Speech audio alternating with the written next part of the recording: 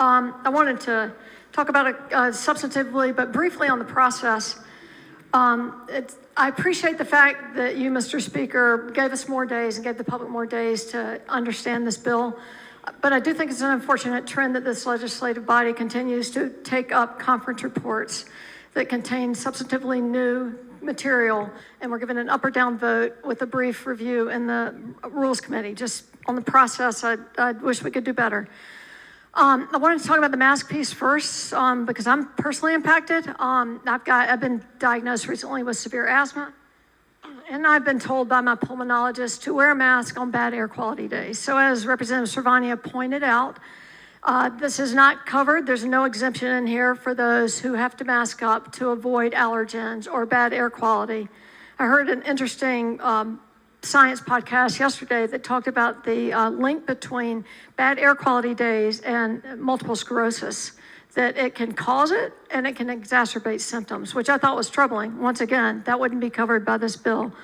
And to Representative Kidwell's point, and I know you raised this before when we agreed to not concur, yes, the law was different pre-2020. I remember working with Representative Lewis on this specific provision to add the health exception, and I don't think any of us knew that they were against the law. And I remember his sister, when she was battling losing her battle to brain cancer, she was wearing a mask all the time when she was out in public. So I don't know if we can go on hypotheticals, but I know these are real world experiences. And I think the police might operate a little bit differently now that they know there's a distinction between health wearing and otherwise. And I'm thinking, and I'm going to say it out loud, like this grandma wearing a mask, walking by a protest is probably not going to get arrested, but I'm thinking about kids of color. And who knows, because we've seen plenty of instances where maybe the law hasn't been applied equally. And I just want to make that point. So to the substance of the campaign finance, and I wish that we weren't doing this on a mask bill, because I think these are very substantive changes, with all due respect to Representative Mills, but I was going to focus on two pieces of it. One has to do with sort of the unlimited dark money that'll be coming into our elections, and the other piece is removing the prohibition on giving money to legislators during the legislative session. So on that specific point, I know that there was some discussion in the Rules Committee about that second one, about giving money during session to legislators, but we can all know what that does not look good. It doesn't look good for a federal PAC to dump a ton of money into whoever's in leadership in advance of a vote, maybe on the same day as a vote, or guaranteeing a vote. And I think that there's too much of a perspective of, or the optics of a pay to play here, and under Democrats and under Republicans, and I know that the public is very concerned about that, but we have a law in North Carolina, General Statutes 163-278.13b. It says a PAC that has a sponsor who is a registered lobbyist is prohibited from making a contribution to a legislator while the General Assembly is in session. That means under current law, we have federal PACs like Blue Cross Blue Shield and Duke and others, and they are not permitted to hand us contributions just before we're taking on the vote that might impact them. But one of the things that Section 5 does is that it strikes out the requirement that a federal PAC must abide by the limits in North Carolina law for the amount and timing of making a contribution. So the stricken language in Section 5, line 10, where it says one of the provisions in a federal PAC must agree to, makes its contributions within the limits specified in this article, that's repealed. And it seems that because of that repealed language, federal PACs like Blue Cross and Duke can now make contributions to legislators any day we're meeting here to debate legislation.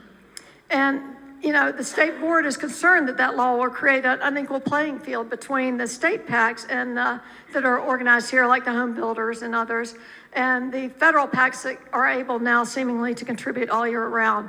And as I understand from conversations with the state board lawyers, there are more than 300 federal PACs currently registered or approved in North Carolina, and they anticipate an explosion of that now that they can get around this limitation. So it is expected that many state PACs will reorganize as federal PACs now to allow for that money giving during session. And I just can't imagine how the public's going to like the optics of that. The other piece, and I know there's been debate about this, has to do with this dark money that may be coming in. And I think it's currently, so I'm just going to give a hypothetical. So currently a donor, say John Brown, wants to make a $200,000 contribution to the Democratic Party in North Carolina. He can do that with his personal money. In that case, his name, the date and the amount of the contribution would be recorded on the party's disclosure report that's filed with the state board elections, just like donors who give to our campaigns. And so under current law, we already have a way for donors to make very large, even $1 million donations to a political party committee. And they can also contribute to those affiliated party committees that we established a few years ago. And that donation would be fully disclosed. You'd have the name of the donor and the amount and the date. So it's the right of him as an individual, Mr. Brown, to make that donation.